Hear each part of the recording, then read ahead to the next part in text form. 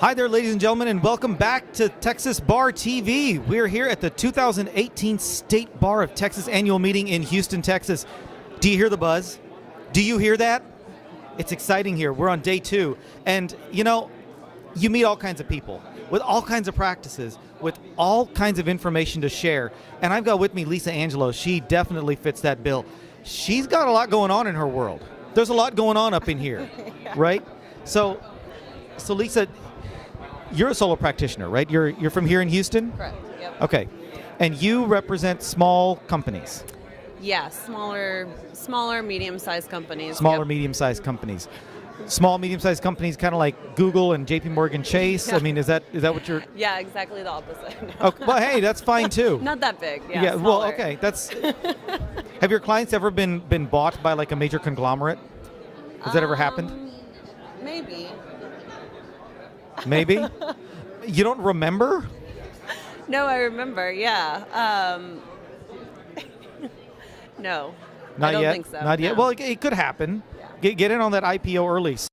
I've definitely worked at coffee shops before, and I've done that. You just want to get a change of scenery, get out a little Right. bit. So, or I tell my family that I'm working, and then I just go someplace and watch Netflix, right, Okay. at a Starbucks. But how do you? I've heard all kinds of horror stories about doing that, and then possibly, getting hacked into. So, Yeah. What do you do to protect your data, to kind of keep hackers away? That is a really good question, and most Well, thank people you. don't Yes. think about that. They really don't. And so I do a lot of things because I am out in the public, and you have to be concerned about a reasonable expectation of privacy. Okay, what does that mean? Well, we have a duty to keep our clients' information confidential and Sure. and protect all their information. So how do you go out in public and still meet your ethical duties and obligations? And one way I do that is I'll take you through a couple different steps. Sure, but please. Just really basic. I have, for example, privacy screen on whatever device I'm using, just so that the people who are really nosy aren't just looking over my shoulder. Is that something you put on top of a laptop screen? It like is, something you yeah. put over it? You can buy a privacy screen for pretty much any device, I think, phones, Okay. computers, and it just makes it so that if you're not looking head on,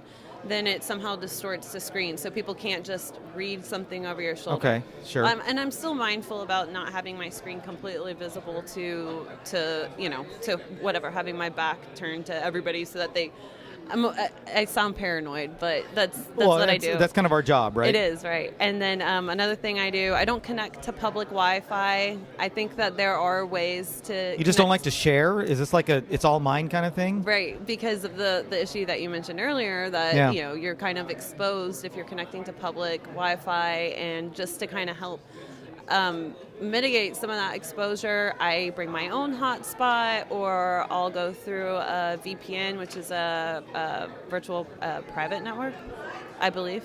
VPN. The initials work, so let's just go with that. I think so too.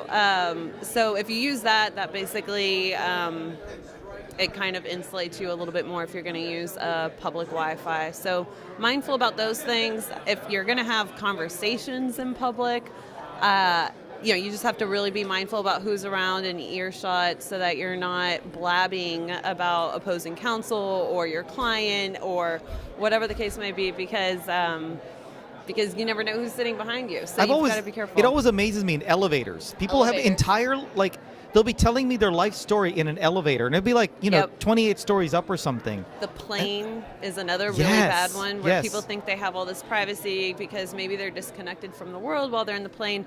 And Do you ever just hand them your card and say, here, you guys are talking about this, you're going to get in trouble, here's my card? I haven't done that. I haven't handed out my card in that situation, but I just kind of, you scratch your head and you think, God, that sucks for that client. I sometimes join in the conversation. I'll just pretend like I'm part of it. I'm like, really?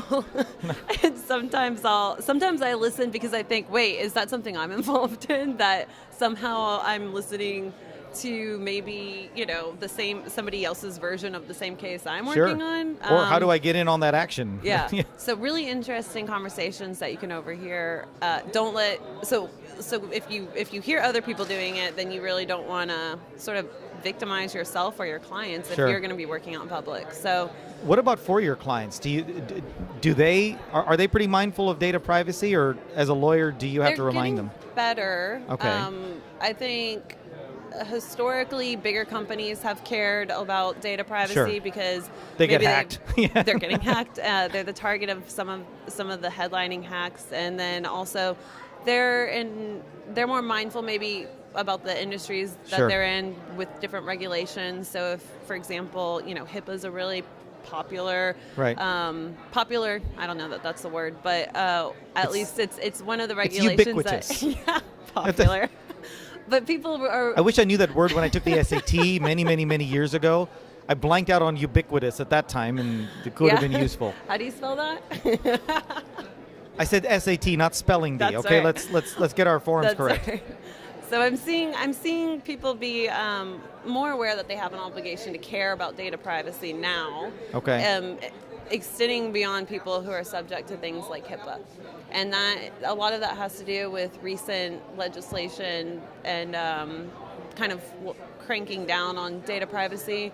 Sure. It's also has a lot to do with all of the headlining data breaches that you're seeing every day, maybe multiple times a day. You're seeing But can small companies afford to do all that, because they're in a different resource category, right? So they can't afford not to do it Okay. because there's little steps that you can take just to get yourself a little more safe, I guess. Okay. So I analogize it to a car. You can go the speed limit, you can wear your seatbelt, you can get a roll bar, you can have the airbags. There's different levels of safety equipment, I guess, that Sure. you can have. Put Sure. on the double straps, I don't know, helmet, depending on who's driving. But I hope you have a passenger helmet when you're driving, because this is not sounding, this is not inspiring much confidence. Yes. But the point is that, there's safety equipment out there, and if you want to put the belts and the helmets on, then you should, and it's going to keep you that much more safe. And now that the laws are really cranking down on what sort of liability you have, you've got, Sure.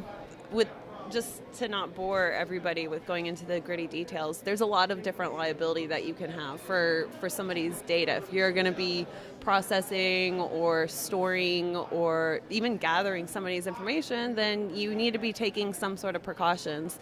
And small companies aren't going to fly under the radar for much longer.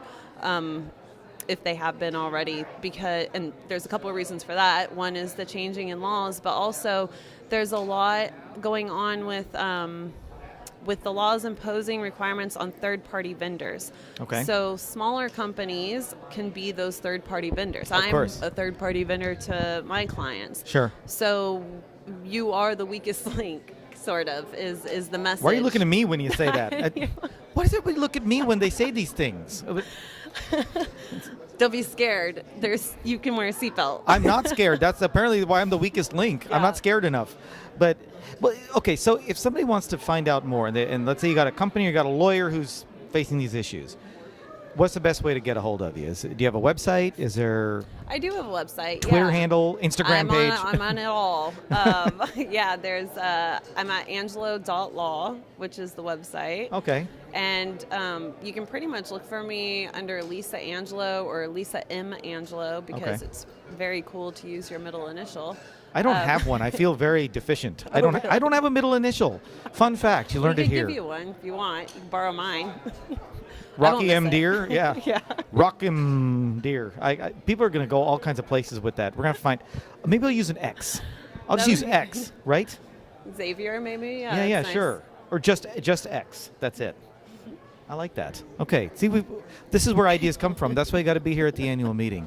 So, all right. So look up Lisa M. Angelo and angelo.law. Right. So you got in early on the .law extension. That's good. I did. That's very Isn't good. that exciting? It is Yeah. very exciting. So, guys, look up Lisa if you've got questions. If you do ever work at a coffee shop, or if you ever see her at a patio, you just look at what she's got on her phones, because you're going to need. You won't be able to see it. You won't be able to see it, but you can at least see what's on there. So, guys, look, this is why you come to the annual meeting. We want to encourage you to come next year if you're not here already.